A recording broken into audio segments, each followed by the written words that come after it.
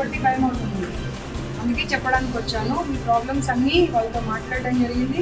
అసలు మీకు ఏ ప్రాబ్లమే లేదనేటువంటి మాట వాళ్ళు చెప్తాను. అది ఎంతవరకు సమంజసమో వాళ్ళ విజ్ఞత వదిలేస్తాను.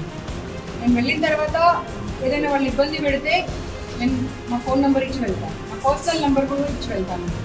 ఏ ఇబ్బంది పెట్టినా సరే ఖచ్చితంగా నాకు కాల్ చేయండి, మాకు ఇలాంటి ఇబ్బంది పెడుతున్నారని చెప్పండి. నా పర్సనల్ నెంబర్ వచ్చి పెన్ ఉందా రజిత?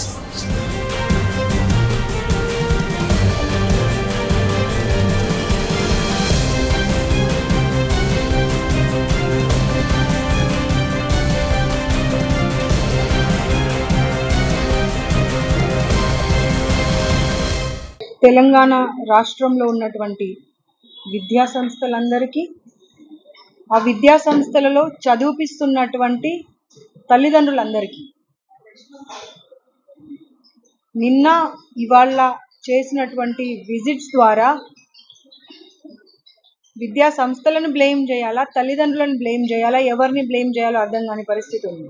పిల్లలు చదవాలి, బంగారు భవిష్యత్తు ఉండాలి, ఉన్నత స్థితికి వెళ్ళాలి అని ఆశించి వాళ్ళ స్థాయి లేకపోయినా స్థాయికి మించి ఆస్తులు అమ్ముకొని ఇలాంటి విద్యా సంస్థలకు పంపించడం వాళ్ళు చేస్తున్న పొరపాట?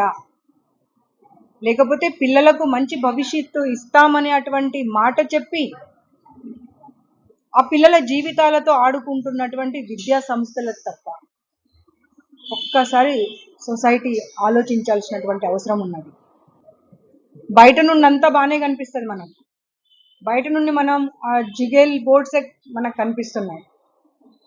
మీ పిల్లలు ఎక్కడ చదువుతున్నారు అని అంటే మనం ఊర్లో గొప్పతనం కోసం చెప్పుకోవడానికే ప్రయత్నం చేస్తున్నాం. అంటే ఈ ఇన్స్టిట్యూషన్ ఆ ఇన్స్టిట్యూషన్ మా పిల్లలు అక్కడ చదివిపిస్తున్నానని గొప్పగా చెప్తున్నాం తప్పించి ఆ పిల్లలు ఇక్కడ ఎలాంటి పరిస్థితులలో ఉంటున్నారు, ఎలాంటి కండిషన్స్ గో త్రూ అవుతున్నారు అనే దాని మీద అటు పిల్లలు తల్లిదండ్రులు దృష్టి పెట్టట్లేదు, ఇటు ఇన్స్టిట్యూషన్స్ దృష్టి పెట్టట్లేదు. ఇన్స్టిట్యూట్ కావాల్సింది ఏంటి?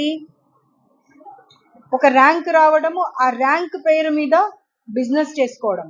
ఒక మాట మనము ఈ మధ్య కాలంలో అంటే ముందేమో మనం అన్నదానంకి మించిన దానం లేదు అనే మాట వినేవాళ్ళం.